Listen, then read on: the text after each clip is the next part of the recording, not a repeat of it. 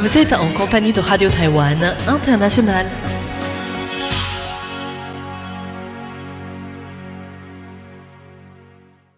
Bonjour et bienvenue sur Radio Taïwan International pour ce dimanche 15 décembre 2024. Vous écoutez tout de suite, on en parle à Taïwan.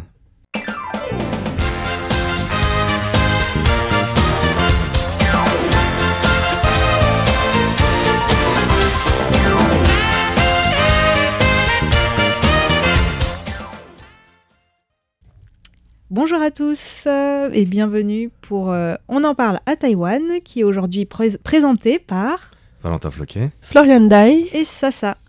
Alors comme d'habitude, on a 3 sujets très différents. Oui. Alors de quoi allez-vous parler aujourd'hui ? Je vais commencer peut-être en parlant d'une voiture, pas vraiment une voiture, pas vraiment un scooter, quelque chose entre les deux, créé dans une collaboration entre une start-up japonaise et une grosse société de construction de véhicules taïwanaise.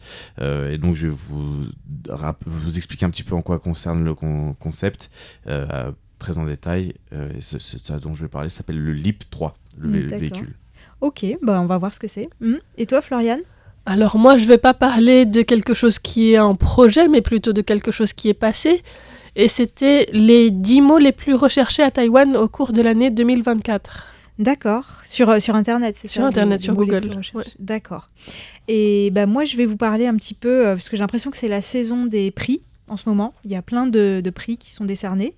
Donc, je vais vous parler des prix scientifiques franco-taïwanais, du prix de la culture franco-taïwanais, mais aussi d'un prix des droits de l'homme que Taïwan a décerné récemment. Voilà. D'accord. Est-ce qu'on commence par ça ? Ok, si vous voulez. Effectivement, on va déjà peut-être commencer par les prix franco-taïwanais.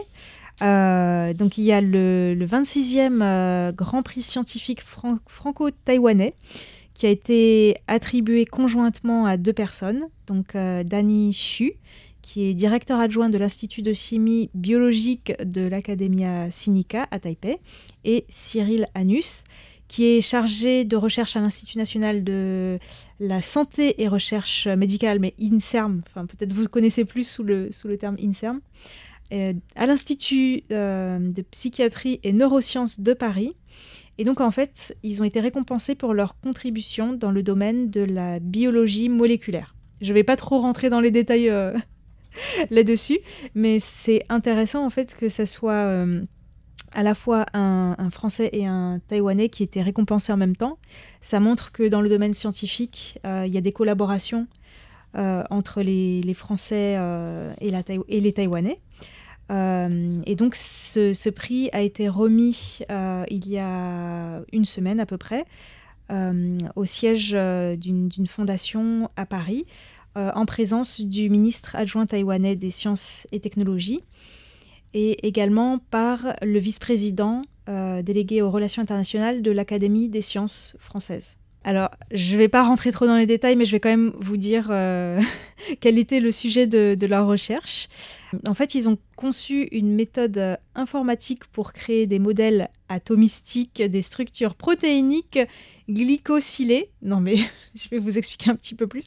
Donc, tout simplement, leurs travaux ont permis de mieux comprendre comment les virus identifient leurs hôtes et contournent les défenses du système immunitaire. Bon, c'est un peu plus compréhensible comme ça. Et ce qui est intéressant aussi, c'est qu'à l'occasion de son passage en France, le ministre adjoint taïwanais a rencontré des officiels du ministère de l'enseignement supérieur en France, aussi des personnes de l'Agence nationale de la recherche pour discuter de futures coopérations. Il a visité des startups, des organisations innovantes sur les questions d'intelligence artificielle, les énergies vertes, les semi-conducteurs, les technologies spatiales, etc. Donc vraiment, ces prix je pense que c'est quelque chose de très important pour la coopération franco-taïwanaise.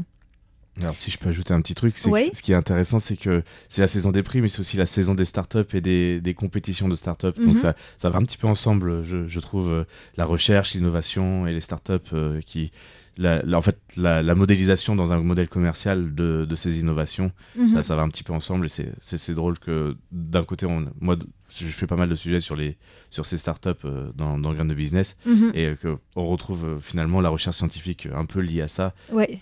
Avec cette visite, ça se sent, quoi. Ouais, tout à fait.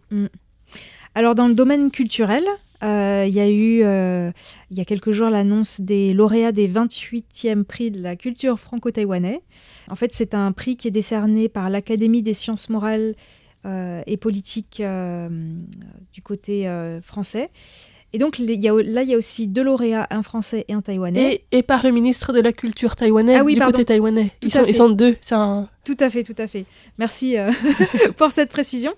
Donc, du côté français, c'est Jean-Marc Thérouanne, qui est cofondateur et directeur artistique du Festival international des cinémas d'Asie de Vesoul. Je ne sais pas si vous en avez entendu parler de ce festival, le Festival de Vesoul.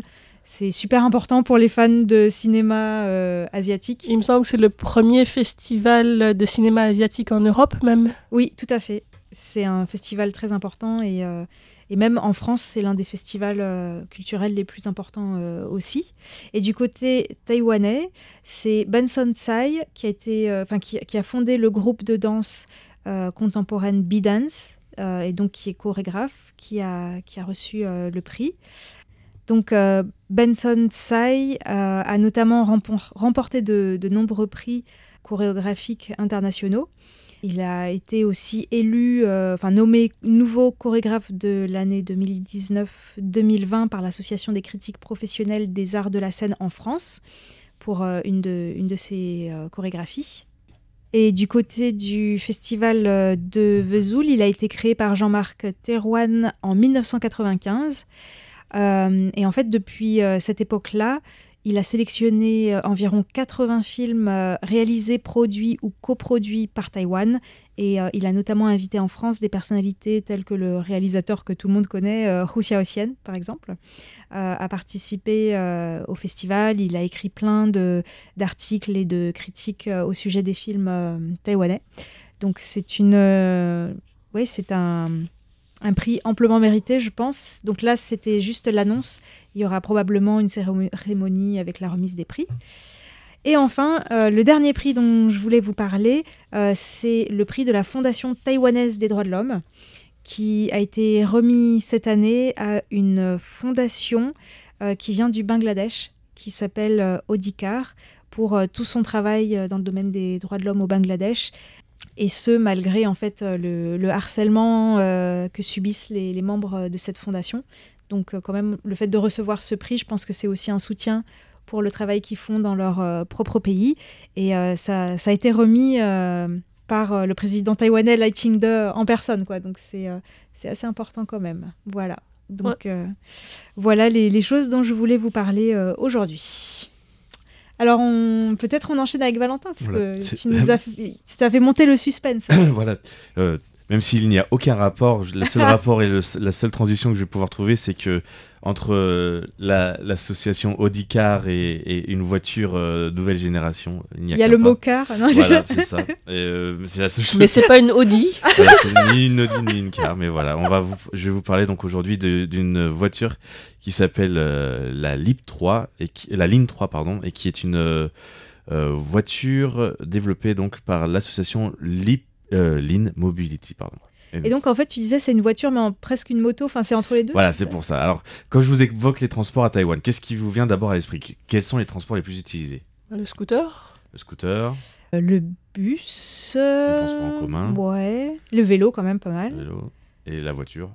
Ouais. Quand même pas mal aussi. Ouais, je vois pas. Et puis après, pour les personnes âgées, il y a aussi ces sortes de petits scooters couverts. À 3 roues. À 3 roues, c'est ça ? Oui, il y a aussi les voiturettes, aussi ce genre de choses-là pour les personnes à mobilité réduite. Mais voilà, Lean Mobility trouve qu'il y aurait une nouvelle solution parce que les scooters normaux sont peut-être pas forcément adaptés à toutes les situations. Hein. On voit encore beaucoup d'accidents avec des enfants sur les scooters, etc. Dès qu'on devient une famille, c'est un peu compliqué. La voiture, ça prend des fois trop de place. Pour les trajets du dernier kilomètre, c'est parfois un peu compliqué. À Taïwan, voilà, moi je vois personnellement avec mes enfants, je préférais emmener mes filles autrement qu'en scooter à l'école. Mais souvent on est pressé, donc on prend le scooter, on fait nos 500 mètres, notre kilomètre pour aller jusqu'à l'école avec les enfants. Et en fait, il faudrait un truc un peu hybride entre la voiture et le scooter, quelque chose qui puisse se garer facilement, qui prenne pas trop de place. Et donc c'est un peu avec ce concept, cette idée, puisque les Japonais ont un peu les mêmes problématiques pour le dernier kilomètre, pour des véhicules, réels véhicules, mais qui prennent pas trop de place. Et c'est donc là-dessus qu'ils se sont basés pour créer leur ligne, leur voiture, la ligne, là c'est le 3e modèle, la ligne 3. La ligne 3 a été conçue grâce à une collaboration entre le Japon et Taïwan et se positionne comme une alternative révolutionnaire avec une taille réduite à un tiers de celle d'une voiture classique. Donc en fait, c'est une voiture mini, en fait, c'est ça ? Voilà. Et il faut savoir qu'il y a d'autres modèles comme ça. Hein. On a vu plusieurs fois sur les derniers salons automobiles, notamment le mondial de l'auto, des voitures avec des portes qui s'ouvrent, notamment sur l'avant, qui sont repensées de très vieilles voitures italiennes, notamment des scooters un peu hybrides et ce genre de choses, mais vraiment avec un habitacle. C'est vraiment la particularité. Et en l'occurrence, c'était une 3 roues, donc 2 roues avant et une roue arrière. Le problème, c'est que ce genre de modèles ont vite été abandonnés pour une question de stabilité. C'est-à-dire qu'à partir d'une certaine vitesse, dès qu'on prenait un virage un peu trop fort, le truc il partait en tonneau. Donc, mais maintenant, désormais, avec les véhicules électriques et l'intelligence artificielle et la gestion des amortisseurs à travers l'intelligence artificielle, c'est un peu la technologie que veut mettre en avant cette société Lean Mobility.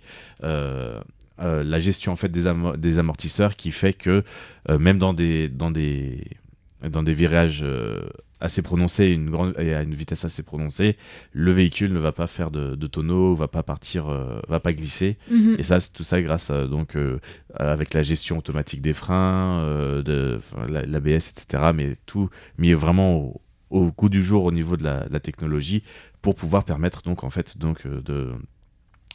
d'avoir un véhicule stable, même avec un 3 roues, 2 roues avant, 1 roue arrière et un petit habitacle. Tu vas nous tester tout ça du coup J'aimerais beaucoup emmener tes enfants à l'école. Et on va pouvoir en parler même encore plus dans quelques mois, puisque le véhicule est prévu d'être sorti en 2025 à Taïwan. Il est produit à Taïwan, donc voilà, il est déjà dans les starting blocks, quoi, ouais.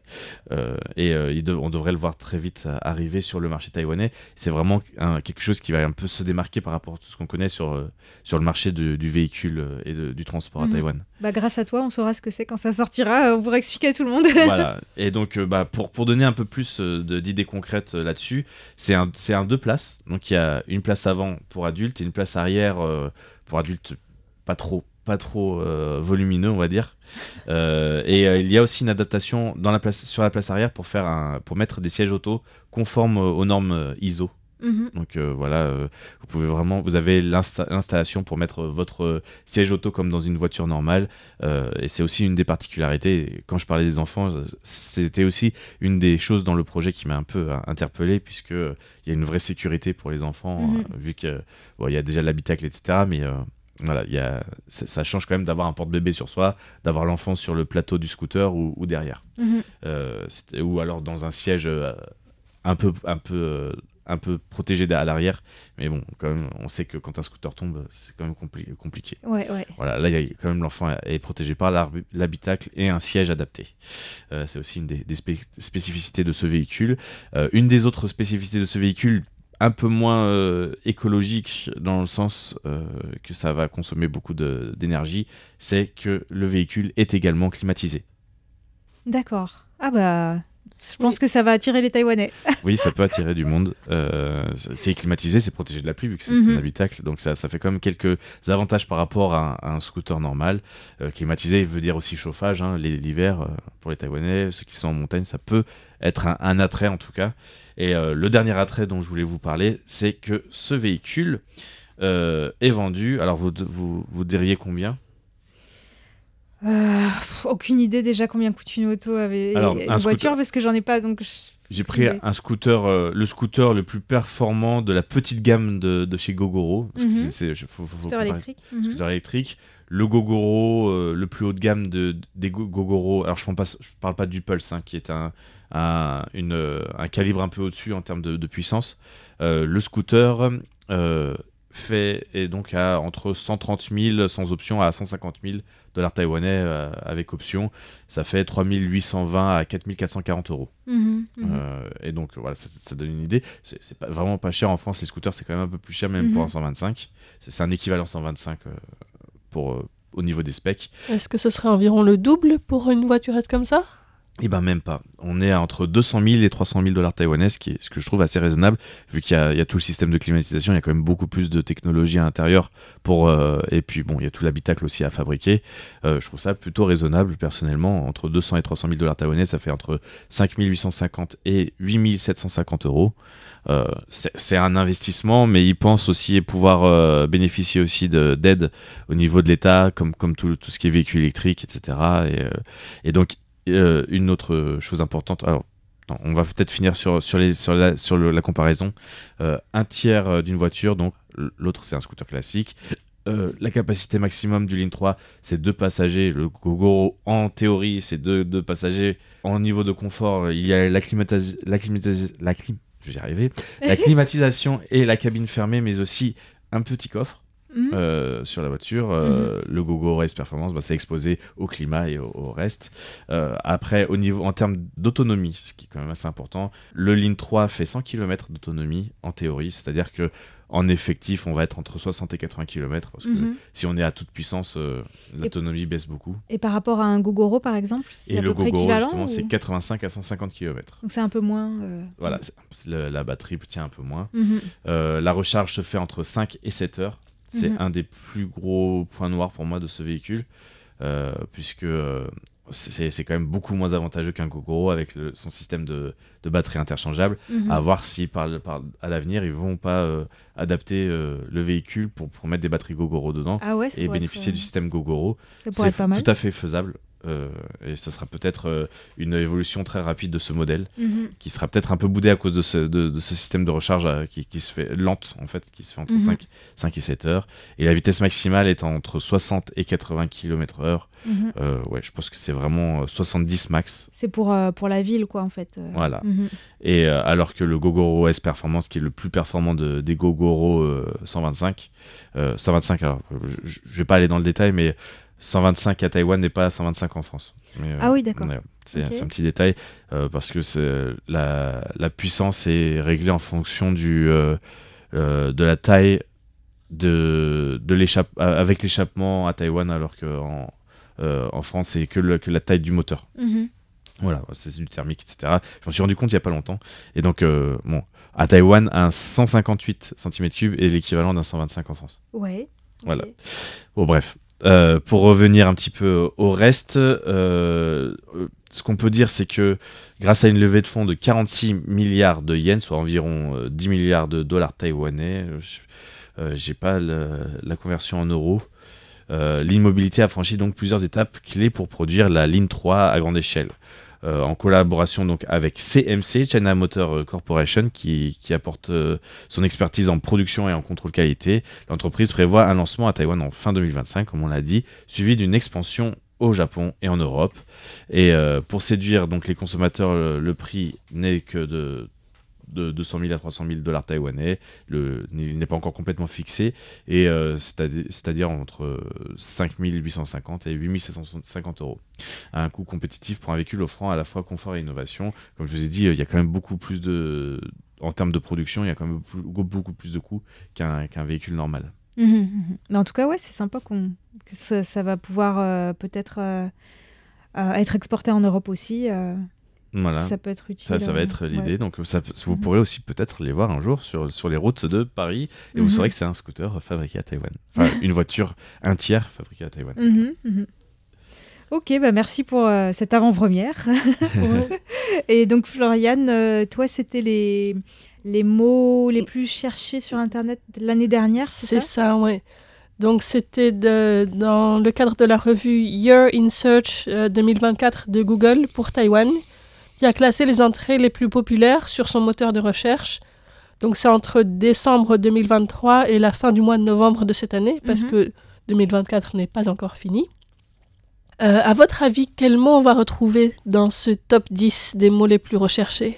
Élection ? Non, parce que c'était pas l'élection présidentielle. Alors, il y a eu l'élection présidentielle de Taïwan. Ouais, c'était pas justement en janvier. C'était en janvier. Donc, Il y en a une autre qui a fait le top 10, mais pas celle de Taïwan. Les États-Unis ? Ouais. Ah oui, d'accord, ok. Qu'est-ce qu'il pourrait y avoir d'autre ? Bah, il y avait un tremblement de terre à Hualien. Ça, c'est le numéro 1. Ah oui. Tremblement de terre. Typhon. Typhon, numéro 2. Ça va ensemble. Qu'est-ce qu'il y a d'autre ? Je sais pas. Kawenja.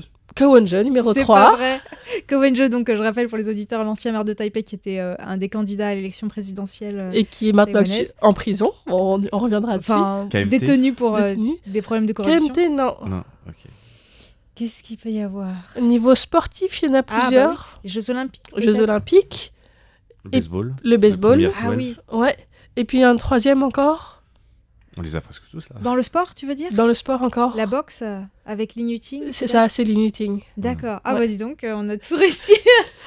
Alors il y en a encore deux, je crois. Un c'est 00940. Alors là, tu vas nous dire ce que Ouais. c'est, parce que là, je vois pas ce que c'est.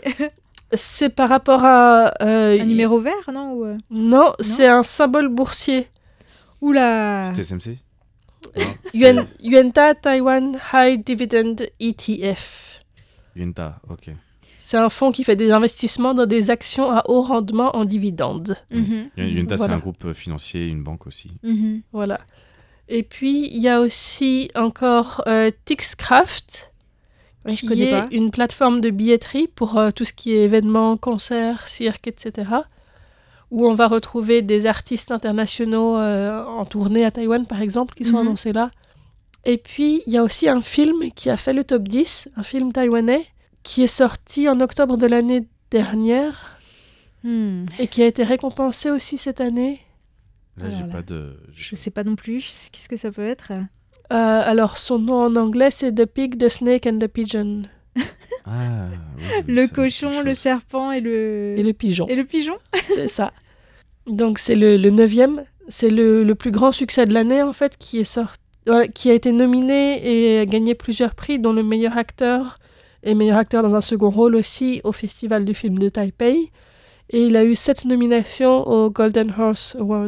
Mhm. Le festival principal festival de cinéma du monde sinophone qui a eu lieu à Taipei au mois de novembre, c'est ça ? C'est ça, Ouais. ouais, exactement. Et donc l'histoire, c'est un gangster qui apprend qu'il a atteint du cancer et qu'il ne lui reste que plus très longtemps à vivre, en fait. Et donc il a l'idée de se rendre à la police, mais en fait il n'est pas reconnu quand il y va, on nous dit de faire la queue comme tout le monde.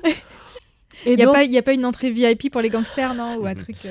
c'est ça. Et en fait, il voit sur une affiche qui est là qu'il n'est que le 3e plus recherché du pays. Et donc, il ressort du commissariat de police et il décide de tuer les 2 premiers avant de mourir. Et donc, pas le vrai. film raconte comment il va à la recherche de ces 2 personnes. Et voilà. C'est fou. Mais j'aime bien l'intrigue, hein, en tout cas de ce film. Il faudra que j'aille le regarder. Est-ce qu'il y a une VF peut-être ou une VO, enfin une VF VO sous-titrée en français? Sous-titré français, En je anglais, sais sûrement. pas. En anglais, probablement, Ouais, oui. en anglais. Mhm. C'est sur une plateforme ou pas? Je sais pas, Là, je sais pas. peut-être pas encore. Aussi, quoi que ça fait presque un an. Ouais, fait ça un fait an. presque un an, donc ça doit être Ouais, sorti, je pense. Ça doit être sorti sur Non, une des je- plateformes ouais, ouais. en ligne. Mhm, mhm. À voir, donc. Moi, ça y est, tu m'as intrigué. Ça là, y j'ai est, envie je d'aller- t'ai vendu le film. Voilà, c'est ça. S'il fait partie des plus recherchés, des mots les plus recherchés. C'est rare, je pense, qu'un film fasse le top des recherches Google. Ça me Mhm. surprend aussi, oui. Mhm. Ouais. Mais ouais, c'est vrai que l'intrigue était très originale. Ouais. Le numéro 10, c'était le championnat de baseball WBSC premier 12. Donc, c'est quelque chose de très récent aussi, puisqu'il a eu lieu du 9 au 24 novembre. Donc, c'est une compétition internationale qui a lieu une fois tous les 4 ans, sous l'égide de la Confédération internationale de baseball et softball. Bah, peut-être que Valentin, tu peux nous en Oui, dire un petit d'ailleurs. mot, parce que c'est toi le plus spécialiste parmi nous de tout ce Oui. qui est sport. Oui, alors le truc, c'est que pour les Taïwanais, ce qui était un peu étrange, c'est que quand même pas la grande compétition à gagner en baseball. Ah ouais. Il y a toujours un tournoi qui est encore plus coté, qui s'appelle le Classic, D'accord. le WBSC Classic, qui est vraiment le grand tournoi mondial. Et il faut savoir que dans cette compétition, le premier 12, il manque tous les joueurs de la plus grosse ligue mondiale de baseball, qui est celle des États-Unis. Ah, d'accord. Et donc, c'est pour ça que elle a une saveur qu'à moitié... c'est une saveur de victoire à moitié, quoi, pour les Taïwanais. Les États-Unis y ont participé aussi, non? Oui, mais Pourquoi ils la manquent ligue, c'est les joueurs de la ligue, en fait. D'accord, là Même les Japonais, tous les joueurs de la ligue n'y sont pas parce qu'ils trouvent qu'elle n'a pas d'intérêt pour eux, que ça leur fait un tournoi en plus dans leur agenda et que le classique s'enchaîne quasiment après. Donc c'est un peu trop compliqué pour les meilleurs joueurs mondiaux, avec les plus gros contrats en tout cas de la ligue, qui sont pas présents à cette compétition. Mais en revanche, à Taïwan, les joueurs qui ont gagné, ils ont été reçus comme des héros, quoi. Oui, et encore, j'en avais parlé dans un courrier récemment, je crois, ou dans un On en parle à Taïwan. J'étais un peu surpris du fait que la réception avait été un petit peu dispersée entre plusieurs organismes, le gouvernement, des organisations de baseball, et qu'au final, la parade avait duré un petit peu de temps au niveau du palais présidentiel, puis après ils avaient été bougés au nouveau Taipei, puis après ils avaient été au stade de baseball des Weichuan Dragons à Taipei, et au final donc forcément il y a des gens qui sont venus à l'un, qui sont pas venus à l'autre, et il n'y a pas eu un grand rassemblement pour célébrer tous ensemble avec de la musique, etc., comme on l'imaginerait nous en France lors d'une Coupe du Monde de football par exemple. Ça a été un peu dispersé, tu veux dire. Ça a été organisé de manière, alors peut-être que ça a été voulu pour pas qu'il y ait de grands rassemblements de foule, mais voilà, la présence des baseballeurs, des joueurs de baseball n'a pas pu être prolongée et faire un genre d'émulsion où tout le monde se réunissait pour célébrer ça tous ensemble. Ça m'avait un peu marqué, quoi. D'accord. Et du coup, il y a quoi comme autres mots qui t'ont particulièrement marqué J'étais assez surprise aussi de voir trois événements sportifs ou 3 termes en lien avec le sport, quoi. Bon, après les Jeux Olympiques, c'est vrai qu'on s'y attend pas mal quand même. Donc ça, c'était le 4e le plus recherché. Oui, pardon, juste une petite parenthèse par rapport à ce qui est politique aussi. Il n'y a que Ko-Wen-je ? Il n'y a pas d'autres... En politique, il n'y a que Ko-Wen-je et l'élection présidentielle américaine. D'accord, mais c'est marrant que sur la scène taïwanaise, ce soit lui qui soit le plus... Mais je pense que c'est... Bon, alors, il a eu une première vague où on a parlé de lui lors des élections, puisqu'il était quand même candidat un peu présidentiel. Il a obtenu 26% des voix en janvier cette année. Donc là, il y a eu une première vague où on a parlé pas mal de lui quand même. Et puis, il y en a une deuxième ensuite, avec toute une série d'accusations, en fait, où il est même mis en examen. Donc, d'une part, pour des fausses déclarations de dons lors de la campagne présidentielle, la création d'une entreprise marionnette, détournement de fonds, et puis ensuite, lors d'un projet de redéveloppement du centre commercial Core Pacific City, donc Jinghuacheng en chinois, qui avait eu lieu lorsqu'il était maire de Taipei. Il aurait été corrompu, en fait, accepté des pots de vin pour augmenter la surface constructible de ce centre commercial. Et donc, il est mis en prison depuis début septembre et tenu... Au secret pendant que l'enquête se poursuit. C'est ça, voilà. Donc là, à ce moment-là, il y a eu aussi toute une période où il a fait la une des médias pendant quelques semaines presque. Peut-être c'est justement que comme pendant les élections, il y avait un peu, notamment chez les jeunes, certaines personnes qui avaient de l'espoir en lui parce qu'ils disaient qu'il était ni du camp bleu ni du camp vert, qu'il était un petit peu différent. Et finalement, il a été touché par toutes ces histoires de corruption et... Oui, donc c'est ça, il est monté. Et encore la semaine dernière, il y avait eu encore il y a des nouveaux rebondissements à l'affaire. Oui. Avec, je crois, ils ont découvert des messageries où ils faisaient vraiment, où ils commanditaient certaines des activités qui étaient légalement, qui étaient illégales. Voilà, ouais. Ok, du coup, c'est sur cette touche un petit peu mitigée quand même qu'on va terminer. On en parle à Taïwan. J'espère que vous avez appris plein de choses. Et on vous dit à très bientôt, à la semaine prochaine. À la semaine prochaine. Au revoir. Au revoir, à bientôt.